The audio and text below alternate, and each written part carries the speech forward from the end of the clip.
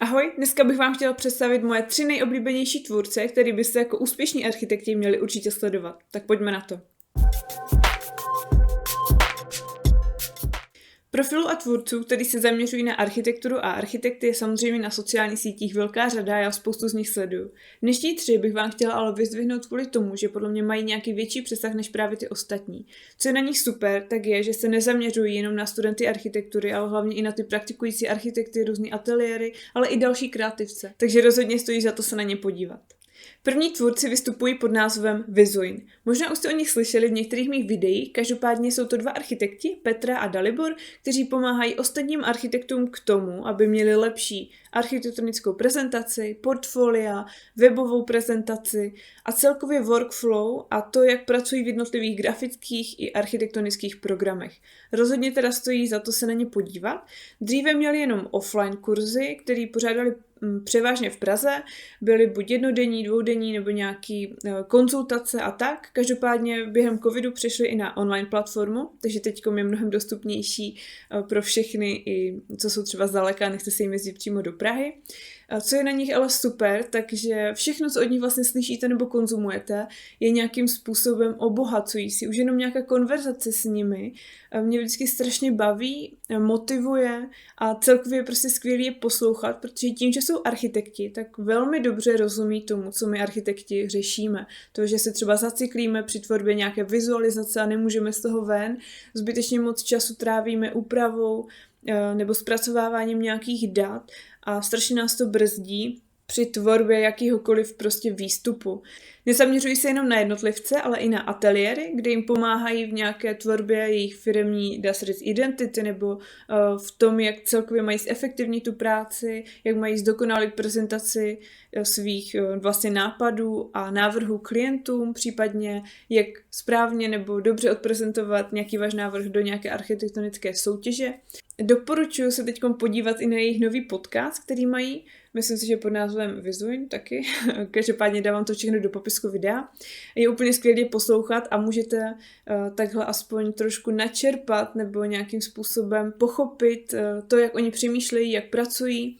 Já konkrétně jsem jejich služby využila, když jsem dělala svoji diplomku, průběžně jsem ji konzultovala a jak přesně ta spolupráce vypadala, jak jsem s ní byla spokojená a tak o tom všem mluvím ve videu, který vám nalinkuju tady dole, anebo vám rovnou hodím odkaz tady nahoru nad sebe. Tak se na ně určitě podívejte, pokud vás to víc zajímá. Dalším skvělým tvůrcem je český architekt David Dražil. Pokud ho ještě neznáte, tak je to mistr na architektonickou skicu. Pokud si nejste jistí ve skicování, v tom, jak vypadá vaše kresba, skica, chcete se naučit nějaké nové techniky, připravujete se na studium architektury, nebo celkově chcete zase dostat trošku motivace k tomu, abyste víc kreslili rukou, nebo se naučili vaši skicu převádět do digitální formy a tam ještě nějakým způsobem vylepšit, tak je to profil právě pro vás. Zlepšit vaše skicovací schopnosti můžete pomocí jeho online kurzu, e-booku, případně fyzických knížek. A co je určitě skvělý, tak poslední 3 roky pořádá online konferenci zaměřenou právě na různý architektonický skicování, kreslení, malbu, ale hlavně i digitální skicování nebo digitální kreslení a práci právě s tím vaším výstupem ještě online v různých programech, které jsou na iPad. No a právě díky prvnímu ročníku jeho konference jsem přišla na 3. tvůrci, o kterých chci dneska mluvit, a to jsou Landscapes Drawing, nebo tak nějak se jmenuje jejich Instagram, dám určitě zase dolů. Jsou to skvělí umělčí koučové, jak se nazývají, a já s tím rozhodně souhlasím. Jejich profil je strašně motivující a nenechá vás usnout na vavřínech. Jejich příspěvky vás donutí k tomu, abyste šli a aspoň něco malinkého třeba naskicovali, na to, abyste si našli nějakou pravidelnou rutinu, abyste si našli vůbec čas tomu se pravidelně, aspoň třeba 5 minut denně věnovat tomu, co vlastně chcete dělat, v čem se chcete posunout. Hodně jejich příspěvků je i o tom, že skicují někdy prostě v přírodě klidně jenom na pár minut, ale jde o to, že tam dojde vlastně k nějakému tomu procesu, kdy něco tvoříte. Hodně zdůrazňují to, že je třeba dobrý si jako nechávat ty vaše různé skici, i když jsou prostě škaredý, protože časem v nich uvidíte nějaký progres.